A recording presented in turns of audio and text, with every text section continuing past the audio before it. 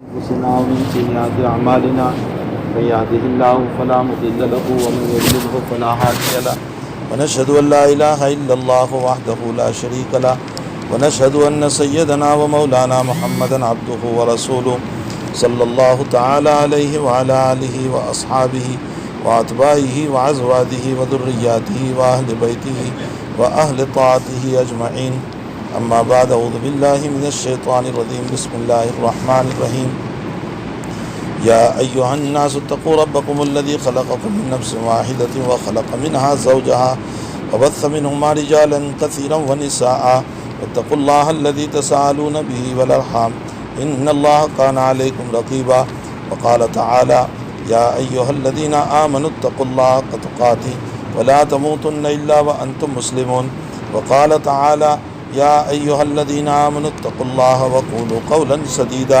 یصلح لکم اعمالکم ویغفر لکم ذنوبکم ومن یطع اللہ ورسولہ فقد فاز فوزا عظیما وقال النبی صلی اللہ تعالی علیہ وسلم تزوجوا الودود الولود فإنی اباہی بکم الامم یوم القیامہ وقال النبی صلی اللہ تعالی علیہ وسلم تنکح المرأة لأربع لمالها ولحسبها ولجمالها ولدینها فاظفر بذات الدین تربت یداک وقال النبی صلی اللہ علیہ وسلم وانا اتزوج النساء فمن رغب عن سنتی فلیس منی او کما قال علیہ الصلاۃ والسلام صدق رسول اللہ صلی اللہ علیہ وسلم۔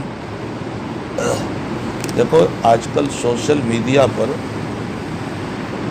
جس کو الیکٹرانک میڈیا کہا جاتا ہے یہ باتیں بہت وائرل ہو رہی ہے اور سبھی کے جیب میں اب تو اسمارٹ فون ہے اور سب اس پر دیکھتے ہی رہتے ہیں کہ مسلم لڑکیوں کو غیر مسلم لڑکے لے جا رہے ہیں۔ اس کی بے شمار تصویریں، ویڈیوز، فوٹوز بہت سارے ایسے آ رہے ہیں کہ جس میں ہماری مسلم بچیوں کو ہندو لڑکوں کے ساتھ نکاح ہو رہا ہے۔ اس کی حقیقت کیا ہے؟ اولاً تو یہ جتنی باتیں بتائی جا رہی ہے وہ ساری صحیح نہیں، اس میں فیک نیوز بھی ہے، جھوٹے نیوز۔ خود ہندو لڑکی کو مسلم بتا کر اس طرح کی تصویریں لے لی گئی اور یہ اس لیے کیا جاتا ہے تاکہ اس طرح کی باتیں ہماری لڑکیاں دیکھیں تو اس کو بھی ہندو لڑکے کے ساتھ شادی کرنے کا شوق پیدا ہو۔ یہ ایک طریقہ ہے ان کی تبلیغ کا، یہ خوب سمجھے اس بات کو۔ اس لیے کہ سوشل میڈیا پر آنے والی ہر بات صحیح نہیں ہوتی، لیکن ہم اس کا انکار بھی نہیں کرتے اس بات کا کہ ہماری بچیاں نہیں جا رہی ہے، اس کا انکار بھی ہمیں نہیں ہے۔ کیوں نہیں ہے؟ اس لیے کہ ہمیں بہت سارے واقعات اس طرح کے بھی مل رہے ہیں کہ ہماری بچیاں جا رہی ہیں۔ اور آپ کو معلوم ہوگا کہ ہندوستان کے کچھ فتنہ کرنے والے لوگ، سارے ہندو بھائی ایسے نہیں ہیں، ان لوگوں نے اس مسئلے کے لیے پہلی بنیاد رکھی تھی اور وہ بنیاد یہ رکھی تھی کہ مسلم لڑکے ہماری لڑکیوں کو لے جاتے ہیں۔ اس کو نام دیا تھا لو جہاد۔ پہلے یہ عنوان انہوں نے، یہ سرخی اور یہ ٹائٹل دیا تھا کہ مسلم لڑکے ہماری لڑکیوں کو لے جا رہے ہیں۔ اس بات کو لے کر یہ جب ہندو بھائیوں کے پاس گئے تو ان لوگوں نے اس کو جھٹلا دیا کہ نہیں، ایسا کوئی واقعہ ہوا ہی نہیں ہے، یہ غلط بات ہے، اور یکا دکا اگر کہیں کوئی واقعہ آ گیا تو وہ ان کی محبت کا مسئلہ ہے، ورنہ اس کو لو جہاد کہنا یہ غلط ہے۔ جب ان بدماشوں کی جو چند لوگ ہیں، سارے لوگ ایسے نہیں ہیں، ان میں پڑھا لکھا طبقہ جو ہیں وہ ان چیزوں سے بہت ناراض اور اس وقت موجودہ حکومت جو ہے جو بیٹی بچاؤ کے نعرہ لگا رہی تھی اور 2014 میں الیکشن کے موقع پر کہا تھا کہ میری بہنوں، تم میری بہن ہو، میری بیٹیاں ہو، تم ایک رات میرے لیے جاگ لو، میں 5 سال تمہارے لیے جاگوں گا۔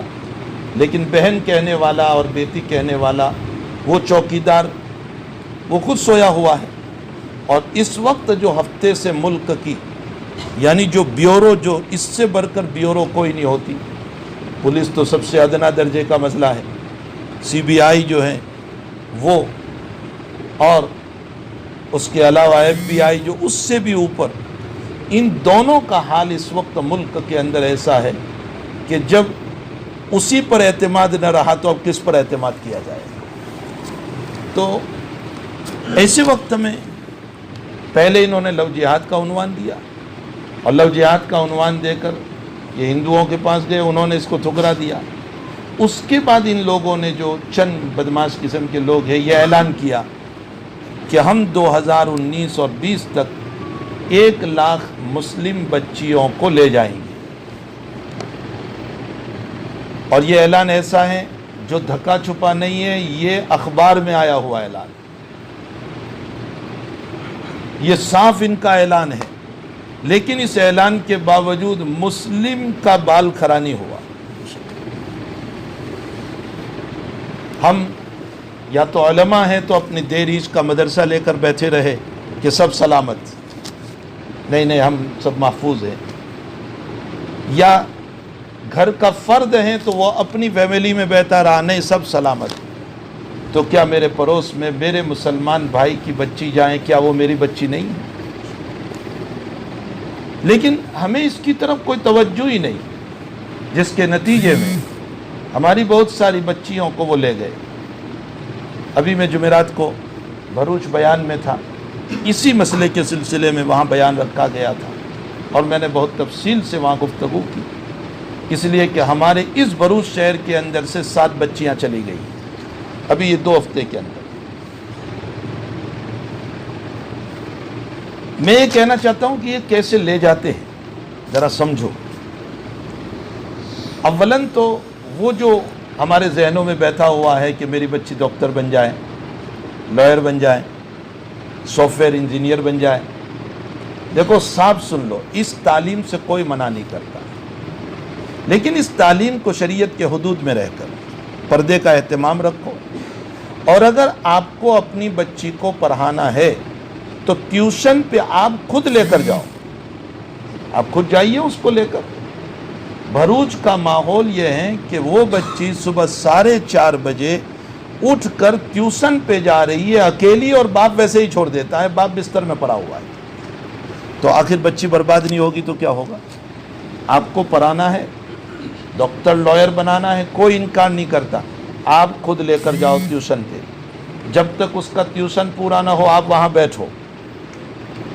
اسکول کا، کالج کا مسئلہ ہے، اگر آپ کسی اور جگہ پڑھنے کے لیے رکھ رہے ہیں آپ خود وہاں رہو، قربانیاں دو، اس لیے کہ اگر اس کو اعلیٰ تعلیم نہ ملی تو 2 روٹی نہیں ملے گی، اتنا ہی ہوگا، لیکن اعلیٰ تعلیم تو ملی، ایمان چلا گیا تو ہمیشہ جہنم ہو جائے گی۔ ایک مسئلہ۔ دوسرا مسئلہ یہ ہے کہ مومن اور غیر مومن کا نکاح ہو ہی نہیں سکتا ہے۔ قرآن نے ایک اعلان کر دیا، لا تنکحوا المشرکین حتی یؤمنوا ولامۃ مؤمنۃ خیر من مشرکۃ ولو اعجبتکم ولا تنکحوا المشرکات حتی یؤمنن۔ تو نکاح نہیں ہوا تو لا محالہ زنا ہوا۔ اس کا مطلب یہ نکلا کہ ہماری بچی جو ہے زندگی بھر زنا میں مبتلا رہی، تو ایک تو ایمان گیا، زندگی بھر کے زنا کا مسئلہ ہوا۔ یہ سارے مسائل ہیں۔ اچھا اب وہ کس طرح لے جاتے ہیں؟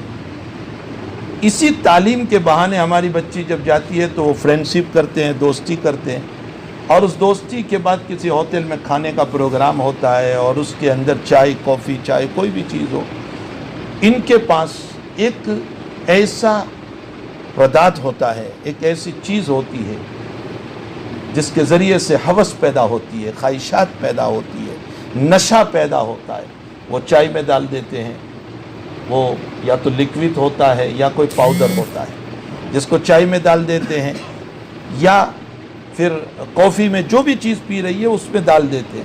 اب جب وہ بچی ہماری پیتی ہے تو اس کو ایک قسم کا نشہ پیدا ہو جاتا ہے، اس نشے کی وجہ سے اس کی خواہشات بھڑکتی ہے، پھر اس نشے کے حال میں یہ بچہ اس کے ساتھ غلط کام کرتا ہے، اور دوسرا اس کا ویڈیو بناتا ہے.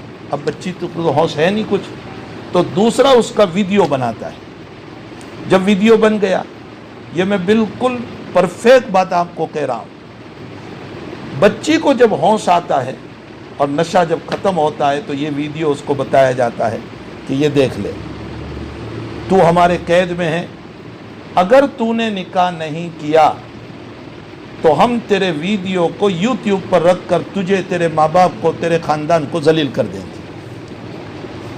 بچی یہ سوچتی ہے کہ میری عزت کا فجیتہ ہو گیا، میرے ماں باپ کی عزت بھی اب جائے گی اور میں سماج میں ذلیل ہو جاؤں گی، تو میرے ماں باپ ذلیل نہ ہو، چلو میں اکیلی نکاح کر لیتی ہوں. وہ مجبور ہو کر کے نکاح کرتی.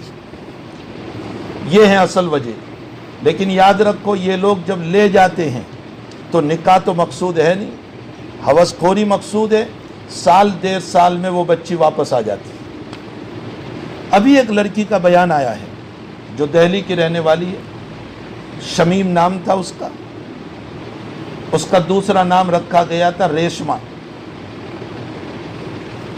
اسی طرح وہ گئی. اب وہ جب واپس آئی 6 مہینے کے اندر، تو وہ اپنے دکھرے جو بیان کر رہی ہے تو ہماری آنکھوں سے آنسو ٹپکتے ہیں. خیر اس کے ماں باپ نے اس کو ایکسیپٹ کر لیا، لے لیا، لیکن وہ بچی کہہ رہی ہے کہ اس ظالم نے شوہر بن کر صرف میرے ساتھ اکیلے کام نہیں کیا بلکہ اس کے دوستوں کو بھی بلایا، اور جب میں انکار کرتی تھی اور بیمار ہوتی تھی تو مجھ پر ظلم کرتا تھا، مجھے کاٹ لیتا تھا، مارتا تھا، یہاں تک کہ میرے مخصوص جگہ پر اس نے ٹارچ بتی گھسا دی. آپ انداز لگائیں کہ ان کا مقصود جو ہے یہ نکاح نہیں ہے، یہ ٹارگیٹ ہے خواہشات کو پورا کرنا. اس لیے ہمارا فرض منصبی یہ بنتا ہے کہ آپ جہاں جہاں سے لوگ آئے ہوئے ہیں اپنے اپنے علاقے میں اس بات کو پھیلائیں، محنت کریں. کسی بچی کا ایمان تمہاری وجہ سے بچ جائے گا، اللہ ہمیں اس کے بدلے میں یقیناً جنت عطا کرے گا. ہمیں اس کے ساتھ ساتھ اپنی اسکولیں قائم کرنا چاہیے. ہماری زکوٰۃ، ہمارے صدقات، اسلام نے تو ہمارے پاس بہت سارے راستے دیے ہیں. زکوٰۃ ہے، صدقہ ہے، نظر کا پیسہ ہے، قسم کا پیسہ ہے، انٹرسٹ کا پیسہ ہے، للہ ہے. اتنے راستے ہیں کہ اتنے راستے کسی قوم کے پاس. ہمارے یہ پیسے ضائع ہو رہے ہیں، برباد ہو رہے ہیں.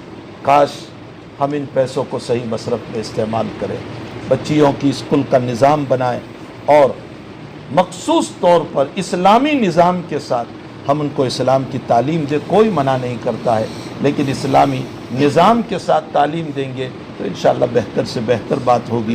اللہ ہماری ان بچیوں کو صحیح سمجھ عطا فرمائے اور ہمیں بھی اللہ صحیح سمجھ عطا فرمائے کہ ہم لوگوں کے دکھروں کو اپنا دکھرا سمجھیں، کسی کی بیٹی کے مسئلے کو اپنی بیٹی کا مسئلہ سمجھے. اگر ہمارے دل میں درد ہوگا تو ہم وارث نبی ہیں، اور اگر ہمارے دل میں درد نہیں ہے تم لاکھوں قاسم محمد حنیف سب کچھ بولتے رہو لیکن ہم وارث نبی نہیں ہو سکتے. اس لیے کہ نبی کا درد نہیں، نبی کا غم نہیں، نبی کا قرن نہیں، نبی کی فکریں نہیں، تو ہم نبی کے نائب کیسے ہوں گے؟ ہمیں ان باتوں کو سوچنا ہے، سمجھنا ہے، اپنے اپنے علاقے میں محنت کرنا ہے. آپ لوگ یہاں تک جب آئے ہیں اور اس وقت جو فتنہ چل رہا ہے، میں نے اس فتنے سے آپ کو آگاہ کیا، متنبہ کیا. اللہ ہم سب کو اس طرح کے فتنوں سے ہماری نسلوں کی پوری حفاظت فرمائے. بھائی عرفان، آپ کے وکیل ہیں ابراہیم داؤجی بھولا صاحب. وکیل عبد الرحیم، آپ وکیل ہیں؟ آپ وکیل ہیں. اچھا، تو یہ نام الٹا لکھ دیا، گواہ کو وکیل لکھا، وکیل کو گواہ لکھا. چلو کوئی نہیں، آپ وکیل ہیں. تو آپ نے کلثوم عبداللہ بھولا کی ہدایت لی؟ اچھا. ابراہیم داؤجی بھولا اور یونس اسماعیل بھولا یہ دونوں گواہ ہیں. ٹھیک ہے. تو عبد الرحیم بھائی، آپ نے اپنی وکالت سے کلثوم عبداللہ بھولا کی ذات کو 65,000 روپے نقد مہر کے عوض بھائی عرفان احمد بھولا کے نکاح میں بیوی بنا کر دیا. عرفان، آپ نے کلثوم کی ذات کو 65,000 روپے نقد مہر کے عوض آپ کی بیوی بنا کر دیا، آپ نے قبول کیا؟ بارک اللہ لکما بارک اللہ علیکما وجمع بینکما بالخیر. عبد الرحمن جی بیٹا، آپ کے وکیل ہیں یوسف محمد پانچ بھائی. ہاں، ماں یوسف صاحب. اور گواہ جناب اسماعیل محمد 5 بھائی.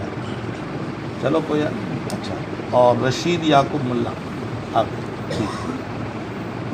تو ماں یوسف صاحب آپ نے آسیہ یوسف ملا کی ذات کو 10,000 روپے نقد مہر کے عوض بھائی عبد الرحمن سلیمان 5 بھایا کے نکاح میں بیوی بنا کر دیا.